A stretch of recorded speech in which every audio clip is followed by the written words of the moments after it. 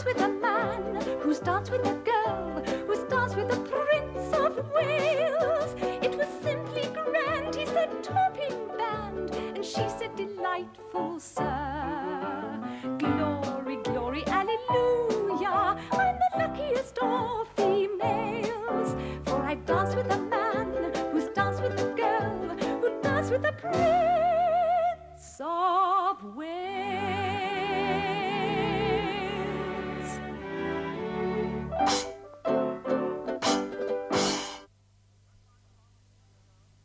When my father stood here 26 years ago, he declared that one of the objects of his life would be to uphold constitutional government.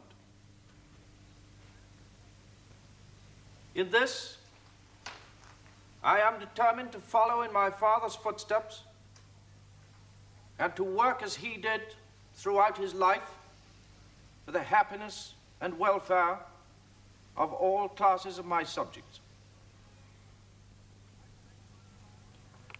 I place my reliance upon the loyalty and affection of my peoples throughout the empire, and upon the wisdom of their parliaments to support me in this heavy task. And I pray God will guide me to perform it.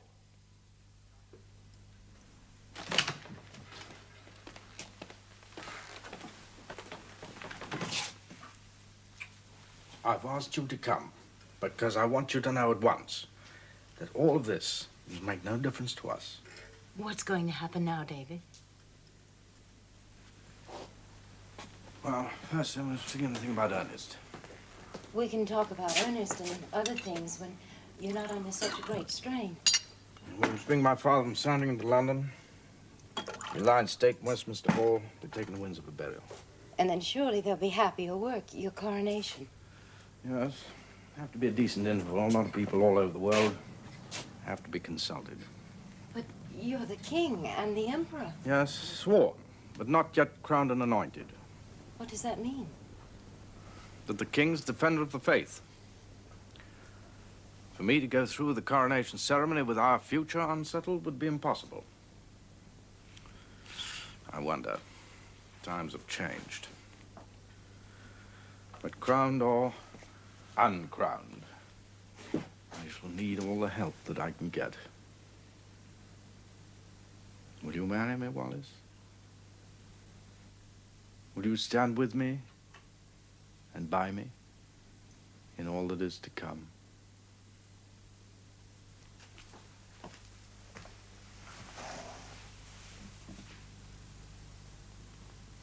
They'll make great difficulties for us, David, I think, before they'll allow it. Difficulties and worse. Please God that we may find a way through them.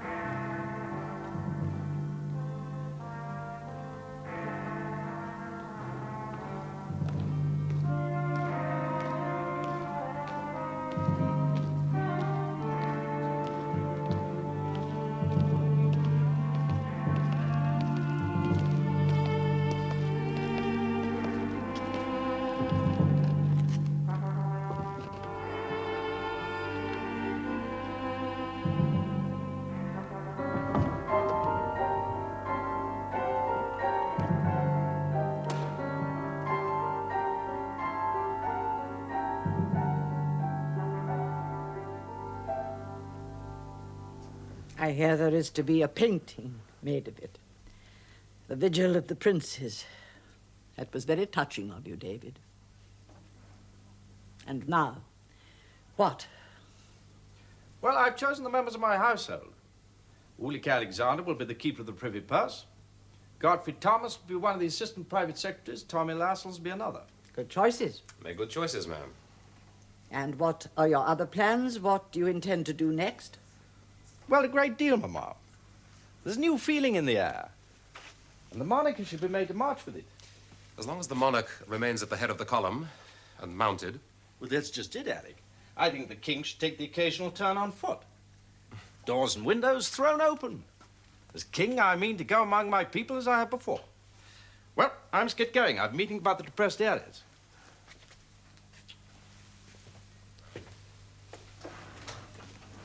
Thank you, Alec. A good beginning. Oh, yes, ma'am. If only he can keep it up. Why should he not? With you as his private secretary beside him, if you serve him as you served his father, all will be well.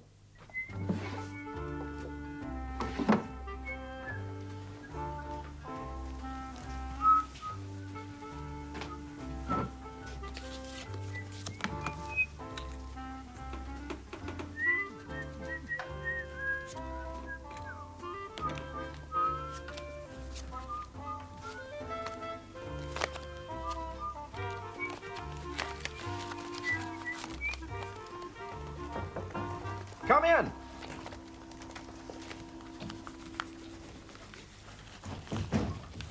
Good afternoon, Mrs. Dolby. Have you the guest rooms ready? They are, Your Majesty. I want to ask you, what happens to soap in the guest bedrooms after they've gone? It is taken to the servants' quarters and finished up there, Your Majesty. Well, from now on, soap left over by my guests will be taken to my rooms and I'll finish it myself. If Your Majesty wishes. Now, Miss Dolby, I want if you very kindly take this package to Mrs. Simpson's room. I want to be there for her when she arrives as a surprise.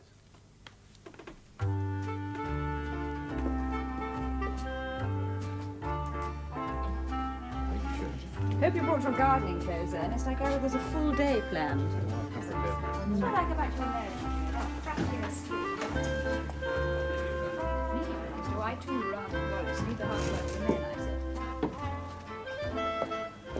Thank you, David. It's just beautiful. Oh, the clasp is undone. Can I fix it? No, I can do. Oh. Never mind, it doesn't matter. Yes, it certainly does.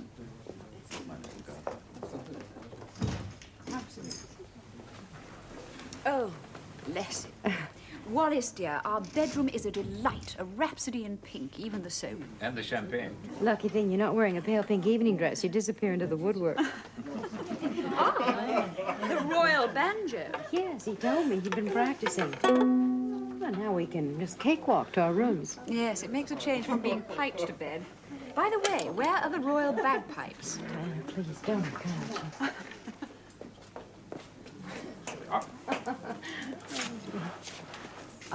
Thank you, sir. You've done it just beautifully. Oh, thank you. And now you shall give us all a tune. Oh, yes, please. Yes, indeed. Well, anything to make a party go.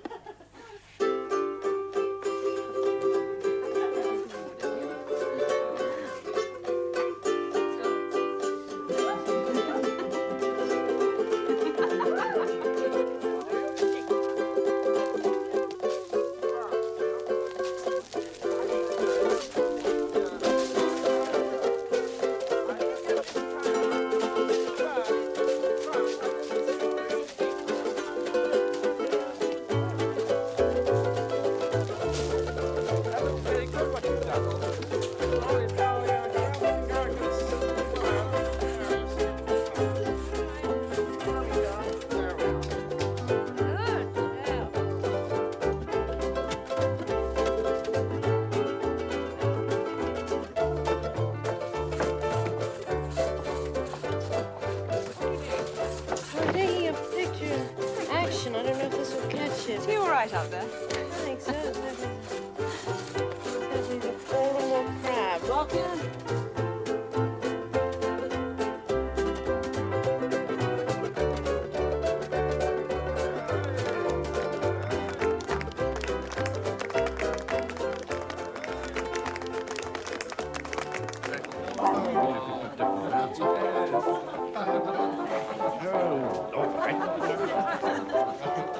No, sir, look, let me show you how. It's... Oh, yes. Yes, I know. Excuse me, Your Majesty. Lord Grenard has telephoned. He would like to know if it's true that the Ascot enclosure is coming to an end. Do you know anything about this, Your Majesty? Will you inform his lordship that I shall make contact with him later? I call that tops. I really can't have messages of that kind. One wonders what King George V would have thought. Well, I think that calls for a drink, don't you? Come on, I'm going to fix it. Now, Wallace, what will you have to drink? Whiskey? Yes, sir, thank you. Good. Dinah, what can I give you? Ordinary white wine, if that's all right, sir. But a glass of Vichy first. Yes, of course. Now, come on, everybody, and let me fix you a drink. Thank you. What do you have? Dinah, white wine. I think... Cocktail glass stains on the dispatches. When they came back from the fort. You mean he's drinking too heavily down there? What I mean, ma'am, that he has been careless. You should not be careless with dispatches. Well, exactly so, ma'am. It's something to do with the fort. The atmosphere there, the people whom he invites. Under their influence, he is beginning to neglect affairs of state, or to deal with them at irregular or abnormal hours to the great inconvenience of his staff and his servants. Have you suggested any changes? It would be very impertinent in me, in anyone, to do that. The fort is his country home. He goes there to relax, and of course, he must invite whomsoever he wishes. The trouble is, ma'am, that he invites whoever Mrs. Simpson wishes. Mrs. Simpson. And who does she wish? Those who share her own adventurous disposition. By that you mean she is an adventuress? Not exactly, ma'am. The lady is as respectable as any divorcee could be. Yes. Divorced. To be fair, she was deserted. The innocent party. No party to a divorce can be innocent. Is she dangerous? She has remarried. Quite happily, they say. No, I don't believe her to be dangerous, ma'am. Just unsatisfactory. Yes, that's a splendid plan, Wallace. I'm coming right over.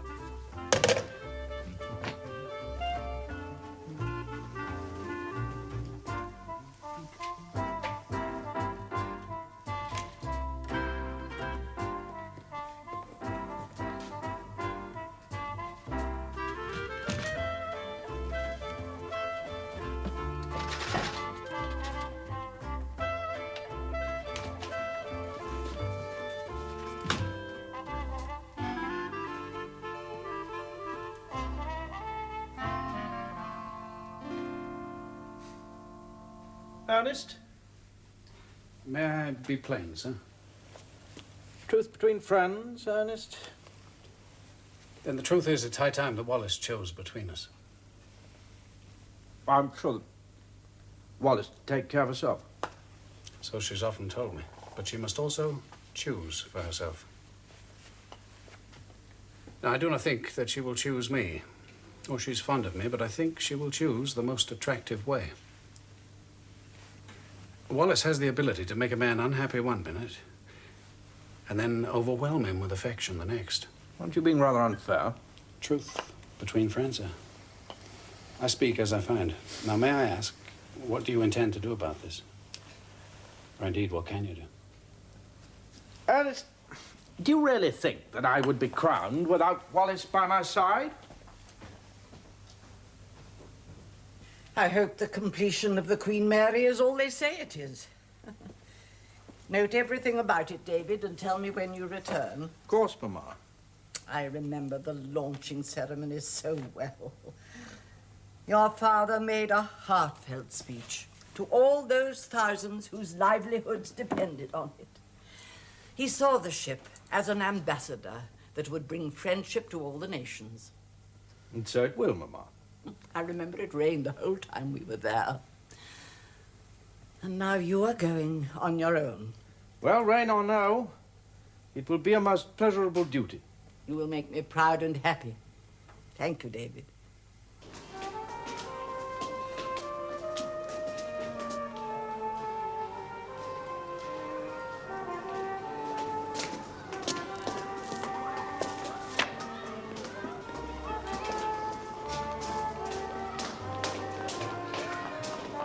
Mr. and Mrs. Quinn.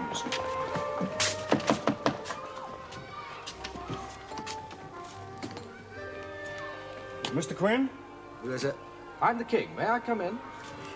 You said you'd come to see the Queen Mary? That's right, Mrs. Quinn. To see for myself how living conditions are for the people of this city. She'd like to come in, sir. Thank you. Hello. Is this the only room you have for your whole family, Mrs. Quinn? Oh, no, it's the room and kitchen.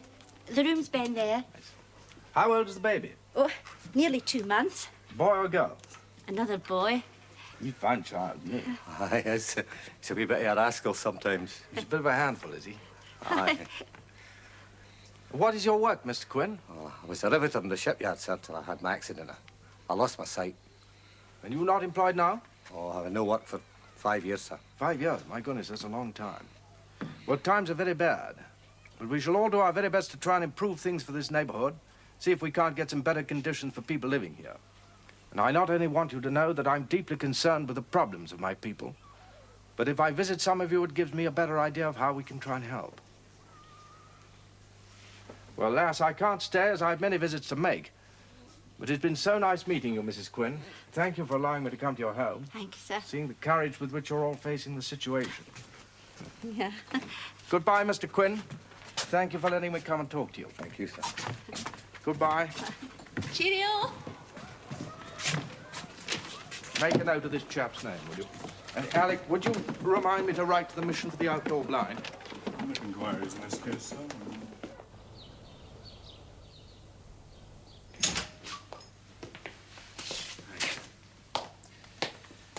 The boxes, sir. Oh, yes. Well, what about it? Shall I take them with me back to London, sir? No. Haven't read the dispatches yet. If you like, sir, I'll stay here until you have read them. Well, I don't want you to feel that you have to wait. No, I should be delighted to stay. Well, I've some guests waiting, Alec, and I must go and entertain them. Then let me take the boxes with me, sir, or at least lock them up. Don't you trust my friends, Alec? It is necessary to retain an absolutely secure habit of mind, sir. Is what you really mean that you trust nobody? No, what I really mean, sir, is that no man, and certainly no king, can ever be too prudent or too discreet.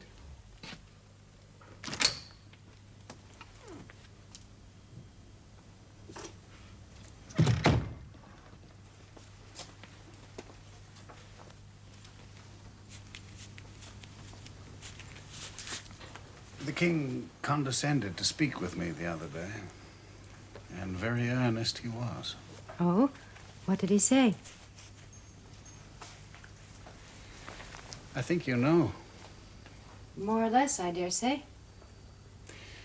Well, where do you stand in all this? I'm not sure. Where should I be? Do you know what you want? Very clearly. And what do you want? A divorce. Immediately? I see no reason to wait. We both know the situation. After all, you haven't exactly been faithful to me. The marriage is dead. Why not bury it? Very well. You're very understanding, Ernest.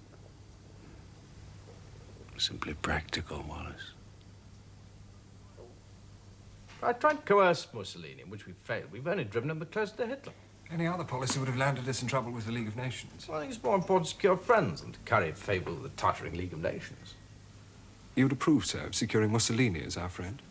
Yes, why not? More friends, the better. My view, sir, we shall have friends enough if we stand up against bullies for what we know to be right. It would be a very popular gesture if you were to receive Haile Selassie when he's in London. Popular with whom? Certainly not with the Italians. Well, can we continue this interesting discussion another day, Aunt? Now I have an appointment. Majesty.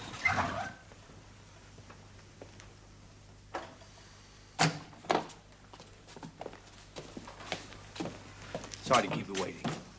I sit down in Eden. Ah, you should have brought him with you. I would have liked to have met him. Yes, sooner or later, he and the rest of us meet my future wife. Has Ernest spoken to you? He's spoken very plainly to me. Well, Ernest has spoken to me, at last and at length. What it comes down to is this. I can bring divorce proceedings against him.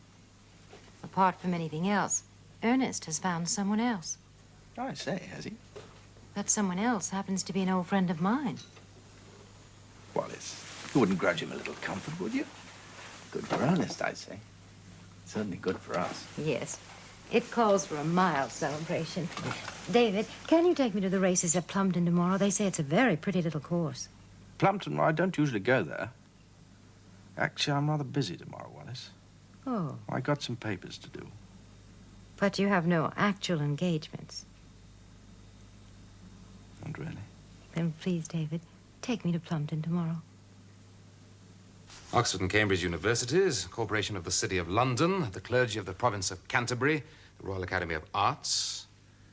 And the Governor and Company of the Bank of England. Yes. Now, these are all what are known as privileged bodies, sir, and it's customary for the king to receive a deputation from each of them, to receive its address, and then to reply. And how many of them are there altogether? 20, sir. Must I receive each deputation separately? Sir. Well, the thing is a most colossal waste of time. These bodies are eminent, sir, as are the men who will wait on you as their representatives. Eminent? So many men from so many deputations? Godfrey. Important, at least. Self-important, you mean? In any case, established, as is the custom that the king should receive them. Very well, Alec. Of course I shall receive them. All together. And then I can address one reply to them all.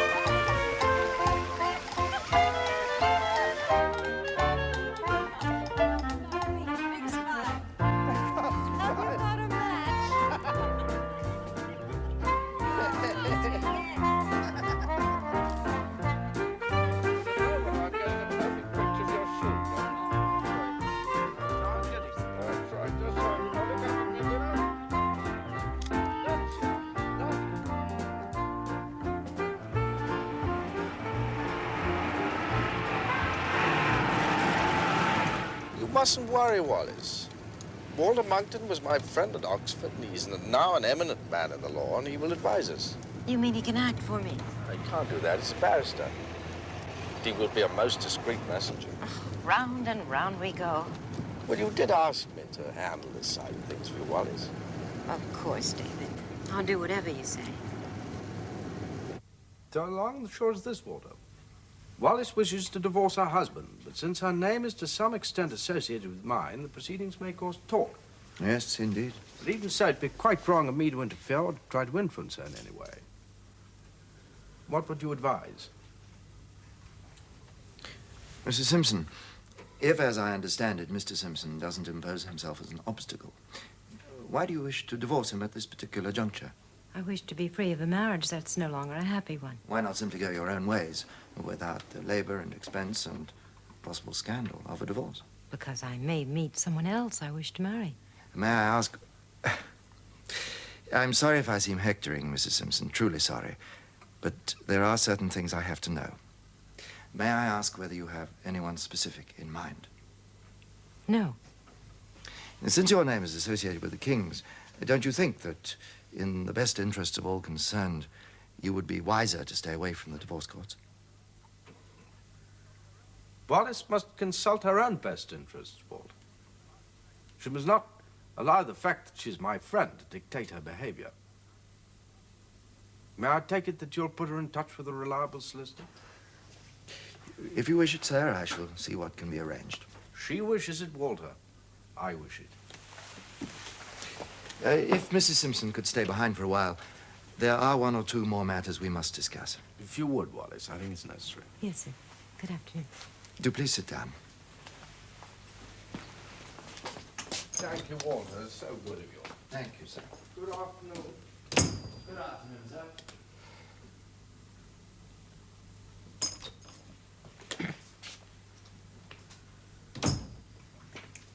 Mrs. Simpson, I'm an old friend of the King's, and therefore I would wish to be your friend too. But you must bear with me, if you will, until certain matters have been made absolutely clear to me. I understand, Mr. Monkton. Very well, then. Now, I think I know of a reputable firm which will take on your case. But on one point, I must be very plain. Now, you have stated that you have no one specific in mind after your divorce. You stand by that? After all, Mr. Monkton, I'm not getting any younger. Should the right man suddenly appear, I would wish to be free to marry him without delay. And so it is my duty to ask you, does the right man ever appear in your dreams carrying a scepter and wearing a crown? It's ridiculous to imagine I have any idea of marrying the king. Ridiculous, yes. But the question had to be asked. You see? Yes. On the whole, I do see.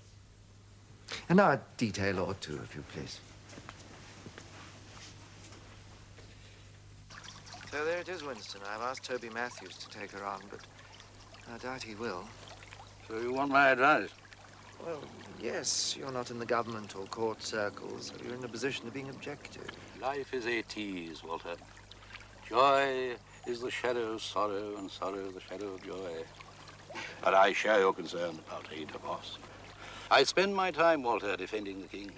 I won't even sit down at dinner where he is criticized. But if this were to happen, I should have a very much harder task of it. Well, she says it's ridiculous to imagine that she's suing with any idea of marrying the king. I dare say she does, and I dare say she means it. But if Mrs. Simpson divorces Simpson, we lose a safeguard. Once that occurs, there will be rumors, Walter. Far better that she stays safely married. Well, I'll tell the king your opinion. Tell him this also, that he must not flaunt this friendship. So far, it is not widely known, not too conspicuous for what it is. But I hear that he thinks of taking her to Balmoral this autumn. It would be foolish to take her to such a highly official place. The eyes of Scotland are upon him, and it is sacred to the memory of Queen Victoria and John Brown.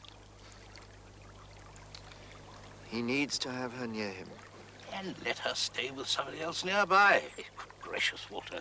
Kings have had close friends before, without living in their pockets.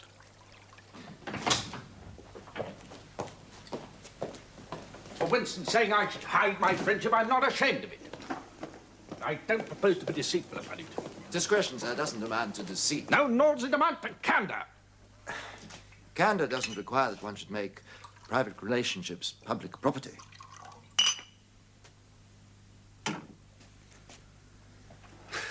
No. Well, let's leave all that aside for the moment, Walter. Now, you undertook to find a solicitor for Wallace.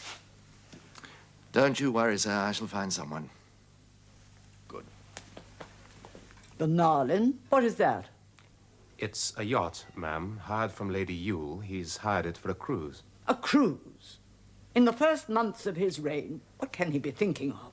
There's something going on, ma'am. I'm not quite sure what exactly, but there is a new element to the affair. Not boredom, by any happy chance. Well, perhaps, but not with Mrs. Simpson. He wants a change, but not a change of companion. A change of what, then? Well, he's very restless. He wanted to go to the south of France for a holiday, but the ambassador objected that what with the strikes there and the civil war in Spain, the area did seem unsuitable. And so he's decided on a cruise. And she goes with him? Mrs. Simpson goes with him. Why can't she leave my son alone? His duty and his task are all that matters. He began so well. He could go on so well. If only she would leave him alone. I thought you should know before you leave on the island that I found someone to take on your business. Hardly a labor of Hercules, surely. Well, there have been difficulties. Verbum satis est sapienti. A word is enough for a wise man. Or woman. Are you trying to tell me that I'm untouchable by the legal profession? No, no, no. But very, very hot to the touch. Then I hope you found me a very, very cool man. Theodore Goddard. But I gather that the London courts are rather full this next 12 months. If it's a question of money. Everything that can properly be done, Mrs. Simpson, will be done by Theodore Goddard. You should consult him when the holiday season is over. But that's weeks away. Divorce is a cumbrous matter in this country, Mrs. Simpson. Very silly and old-fashioned. Is it not?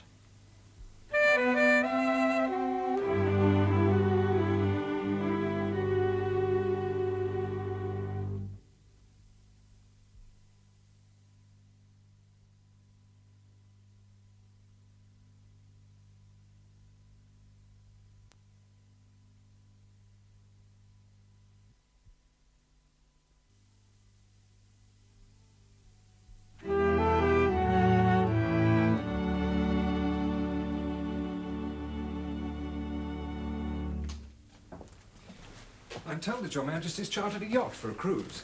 Yes, with your permission, Admiral, I'd like to sail down the Dalmatian coast and on to Constantinople. I propose to visit King George in his summer residence at Corfu. Excellent, sir. Also Kemal Ataturk in Constantinople. It might be tactful to call it Istanbul in his hearing. An interesting man, to be treated with wariness. Yes. Now, what's this request of yours? You plan to board at Venice. Yes. This would mean travelling through Italy. Ah, Mussolini's Italy. Quite so. Please think better of it, sir. You'll offend a lot of people if you go there. Oh, will I? Your loyal subjects, sir. Yes, yes, yes. Are proud of you.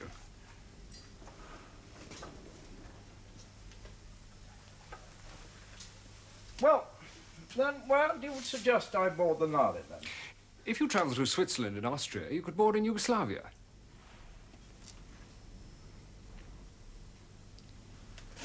Very well, Anthony. Yugoslavia. You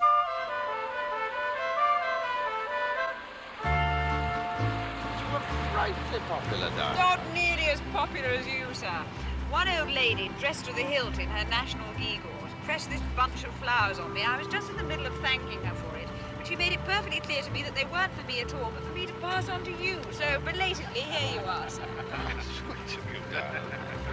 Wasn't it a success? Such exuberance, all that enormous crowd turning out to wish you well, sir. Yes, to wish us well. Oh, and that lovely phrase they kept repeating. Vive la Lune. Vive la Lune. Vive l'amour. Vive l'amour. All those simple people, I mean peasants, most of them, wishing us happiness. Isn't it extraordinary? Yes, isn't it? You know, they were so enthusiastic, I thought at one point we were all going to get pushed into the sea.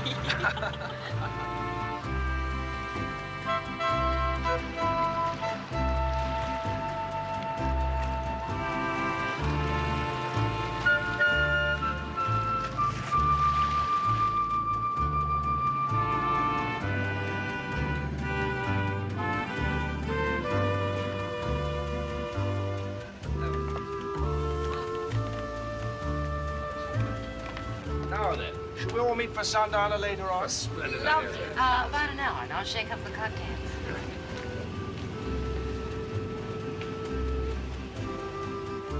Everywhere we go, the crowds get bigger. You must admit it's all rather moving. Whatever it is, they're applauding. It's quite obvious that all those people are as much interested in Wallace as they are the king. Yes, you're quite right, Jack. Everybody over here seems to know exactly who she is. Thanks. They mentioned the name in England, and well, people would ask you whether you meant the restaurant or the shop. What is lovely is that he's so utterly himself and unself-conscious. He doesn't act. Well, that's what allows him to do what he enjoys doing so superbly well. Did you notice in the middle of the procession he stopped for a good 2 minutes to tie his shoelace, which left me staring at the royal behind? Those American journalists, they were busy today. Those photographer chaps. How long, I wonder, before the British photographers follow suit? Oh, happily the king has true friends in Fleet Street. Yes, he may need them. All the world loves a lover, unfortunately, especially the photographers. No, my real concern is that American newspapers and magazines do appear in England. Do you fear the repercussions for him, Jack? Yes, Diana. The king seems oblivious of the extraordinarily public recognition of their relationship. Because, Jack, he's much too happy. And the newspapers? They are being exceedingly discreet, ma'am. The British ones, yes.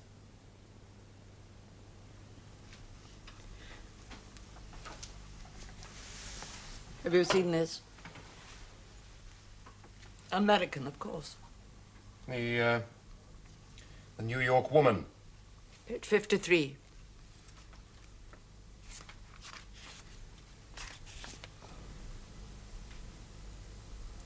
As an interesting instance of royal privilege, be it noted that if Ernest Simpson should wish to divorce his wife, the king cannot be sued for adultery in England.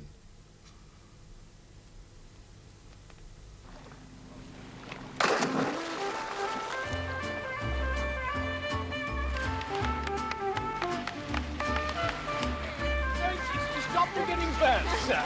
No. Doesn't quite have the same flair, Jack.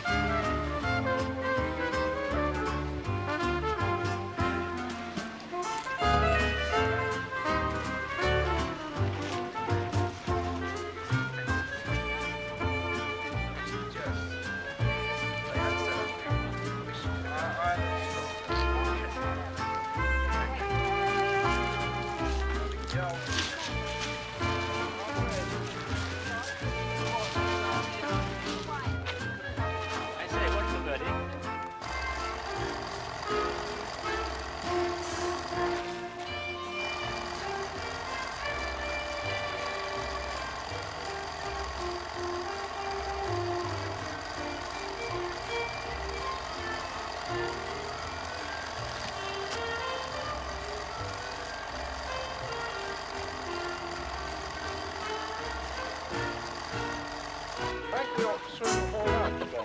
Gonna get me very soon.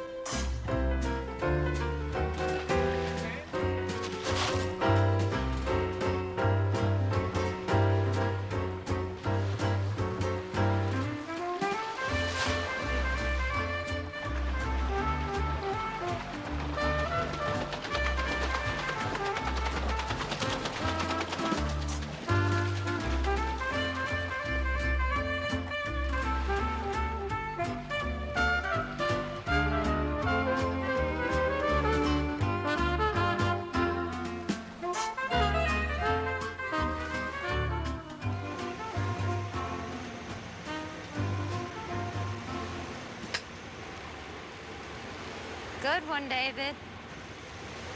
But only 10 minutes more, and then you have to put in an hour on your dispatches. Right, John. 10 minutes more.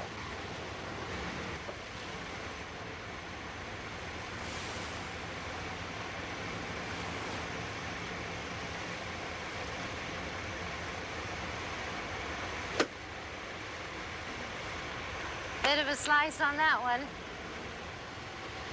These are running rather short. I have to put in somewhere and pick up a fresh supply.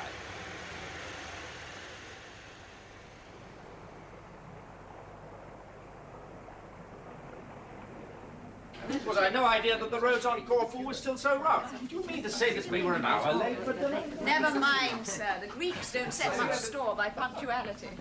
Still, when you're dining with our king and his lady. The lady seemed very interested in you, sir, and vice versa. Well, she's English, so naturally I was interested. Naturally. Yes, the king, I thought, seemed rather taken with you. Without having my excuse. What a darling little chair you are. And vice versa. Whatever the Greek king may have been with me, sir, I was not taken with him. Chair, sir, is on my dress. Oh, my dress is ruined. No, Ma, you pick up 20 more in Athens. I'd rather be seen dead in rags than in a dress made in Athens. It's not a very jolly thing to say when you've been dining with our king. By the way, is he King George of Greece or King George of the Greeks? King George of the Greeks. But really correct is King George of the Hellenes. Diana, you're so clever I knew you'd know. Well, I didn't think much of his dinner or of his palace. Mont Repos isn't supposed to be a palace, just a seaside villa. How middle class. Perhaps he uses the villa to make Mrs. Jones feel more at home. They say this affair goes very deep with him. Is he in love with her? On le dit. Well, then why doesn't he marry her? Well, because the king of the Greeks, or rather the king of the Hellenes, can't marry a woman who's a commoner and married to another man.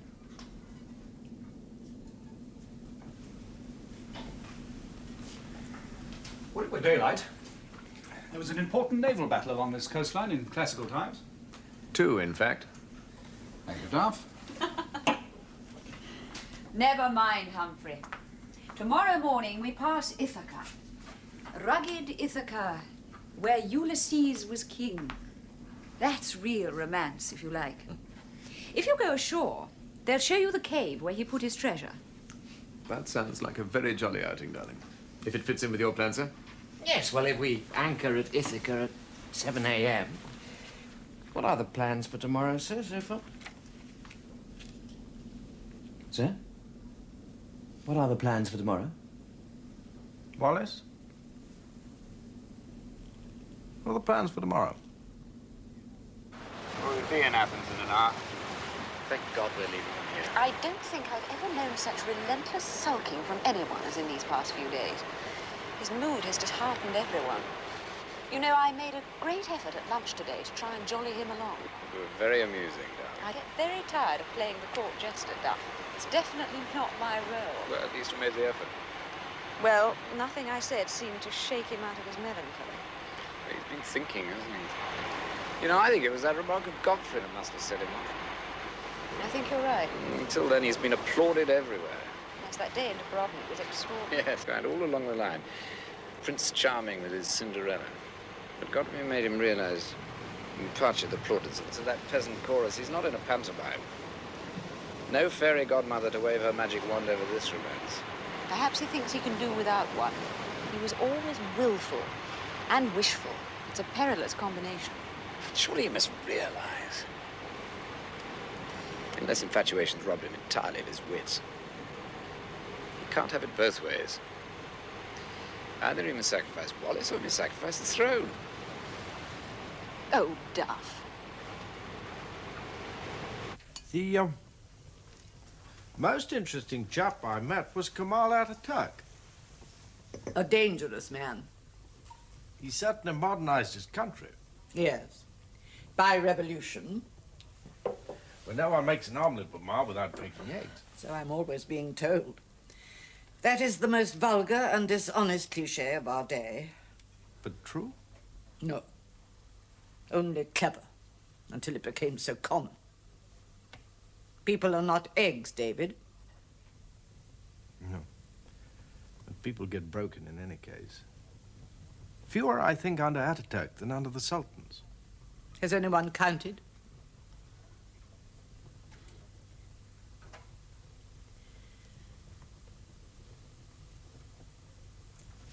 Well, I must be going to bed.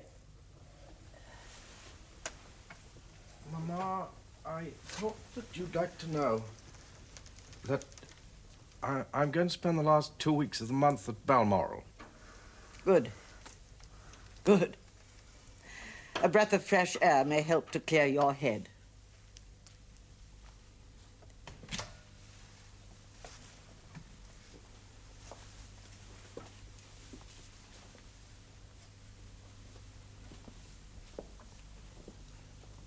So we're settled about that then, sir. When you return from Balmoral, you will go straight to the King's residence, Buckingham Palace.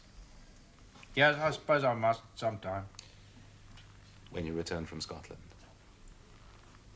Here is the guest list for Balmoral, sir.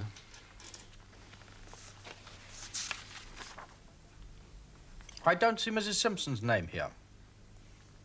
I'm sorry, sir. I understood that for Balmoral you'd be using your father's old list.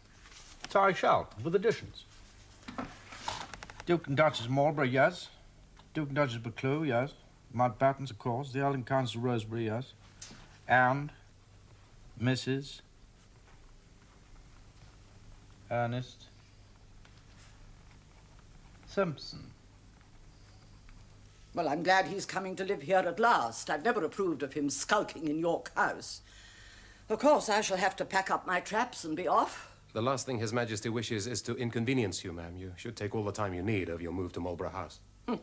That's very civil of him. But he was always civil. Too civil in many cases. What does he mean by asking her to Balmoral? And we shall need to find a car for Mrs. Simpson to fetch her from Ballater Station. Haven't you heard? He's going there to meet her himself. When did you hear that? This morning. It's absolutely impossible. If he refused to open a hospital in Aberdeen and sent the Duke of York in his place, he can hardly be seen at Ballater meeting Mrs. Simpson. It's quite bad enough. His excuses, he's still in mourning. The whole world knows he's not still in mourning.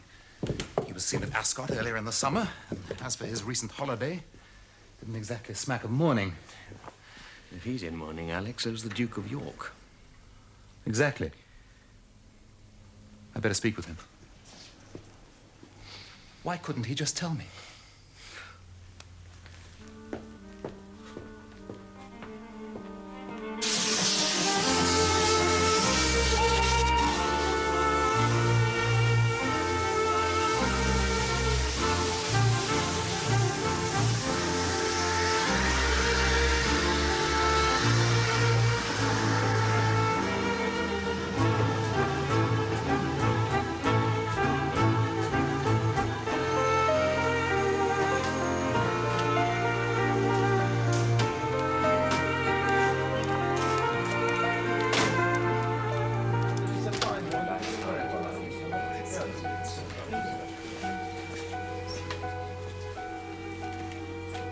Good evening, Elizabeth. How well you look. Thank you, David, and so do you. Hello, Bertie. Now, Wallace Simpson, of course, you know. Good evening, sir. Good evening. How very nice to see you, ma'am.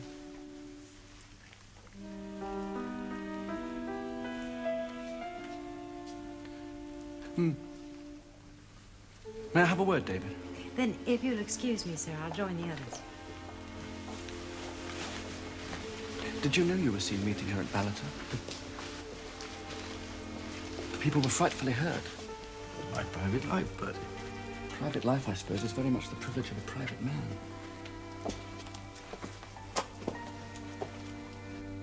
How far has Goddard got with his preparations for Wallace's divorce? Oh, he's done the groundwork, sir. He has full instructions ready for her. He hopes to keep it all as far as possible out of the public eye. Well, so long as he allows no delays on my account. Well, delays or not, sir, there will be talk of... My friendship with Wallace. People must take me as I am, Walter. Man different from my father and determined to be myself. Of course, I shall be available for public business and public occasion, but my private life must be my own. In your case, sir, private and public are liable to overlap. No, I can lead my private life in the same way that I did when I was the Prince of Wales. Unobserved and at the fort. And when you come up to the palace? I hate the palace, Yet Walter. the king must come to his palace. So you will. If they'll only leave me in peace when I'm at the fort. Well, they may do so, sir. If the king promises to bring nothing with him away from the fort.